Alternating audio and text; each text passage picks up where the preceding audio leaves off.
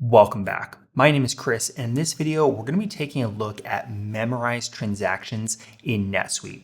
Now, as the name implies, this tool allows you to take common or recurring transactions like bills and journal entries and save them in the system so you don't have to recreate them every time.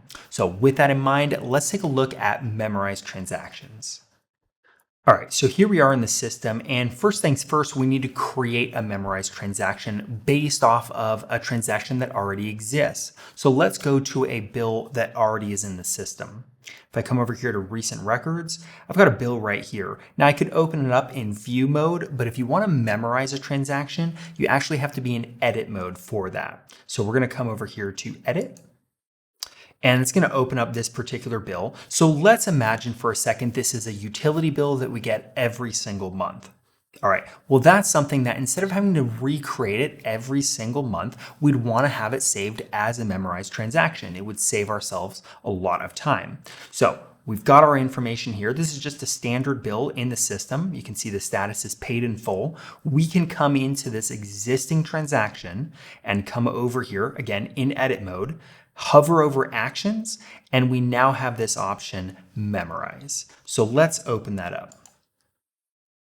And it brings us to this page. Now notice all of the bill information that we were just on, that's not transferred over here. Really what we're setting here is the element or the way that we want to memorize this. All of the actual information, what is the utility bill, who's the vendor, what's the amount, all that is already on that transaction. We're simply dictating how do we want to memorize it.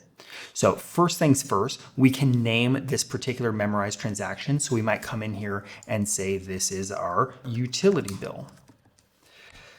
So then we come down here to the most important part of a memorized transaction, which is what is the action type? And we have three options here.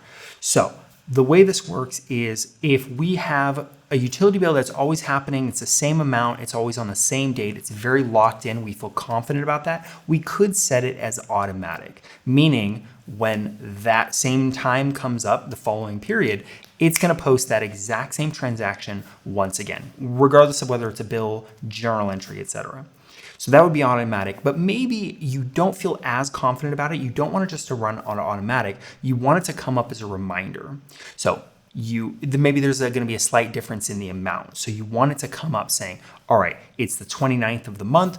We now have this transaction, this bill coming up. You can now view it, make any little adjustments as needed, and then post it.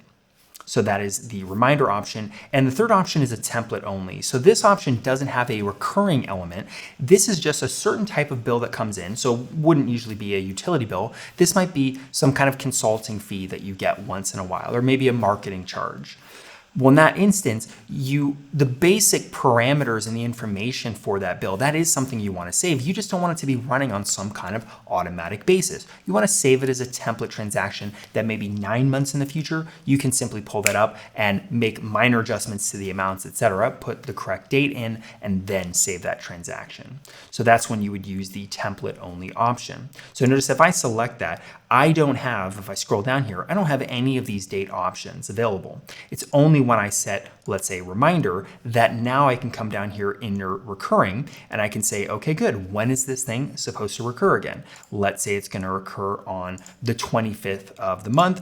It's going to repeat once, twice, etc. What is the time frame we're looking at? Is it monthly, weekly, etc.? And is it going to go for 5 months? Is it going to run indefinitely? You can choose any one of these options. You can even come in here and set exact custom dates if you know that it's not always going to be the 18th of the month, but it's going to be 15 one month and then maybe the 19th of a following month, etc. If you know when these exact dates are coming up, you can simply set them all manually here. So those are the basic parameters. There's a few additional features I should point out. So here's where we can set, again, for automatic or reminder, I could set a date here. But what if you want let's say it's a journal entry, you want it to be created on a particular day, but you don't want it to post on that day. You want it to post, let's say, 2 days later. So it still gets created and it can be viewed, but it's not going to post until a couple of days later. Well, in that particular instance, we want to utilize this next transaction date. And to allow that to appear as an option, we do need to come in here under override transaction date. it suddenly opens this up. We would set it for, in this case, the 27th of February. So that's how that works. Keep in mind, by the way, we don't have any reversal options here. You cannot set reversal dates on memorized transactions. You can have a reversal date on the transaction when you actually post it. So let's say you have this as a reminder.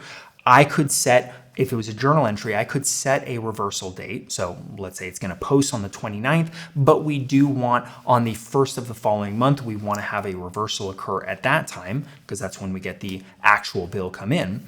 I just can't specify that on the memorized transaction. I would have it as a reminder. That way, when it comes up the following period, ready to be posted, I could go into that transaction, make any minor adjustments, and then make sure that the reversal date is correct on that final journal entry that would be run. So that's one thing to keep in mind. And then we have another option here, allow posting in locked periods. So this is an option. Now keep in mind, it says locked periods, not closed periods. So if the period's closed, it's closed. You're not going to be able to get around that. However, if you've simply locked off, let's say accounts payable, and this is a bill that you want to be running, you do have the ability, as long as you have the permissions to do so, in other words, post something in a locked period, you could come in here and save this memorized transaction as having the ability to post into a locked period.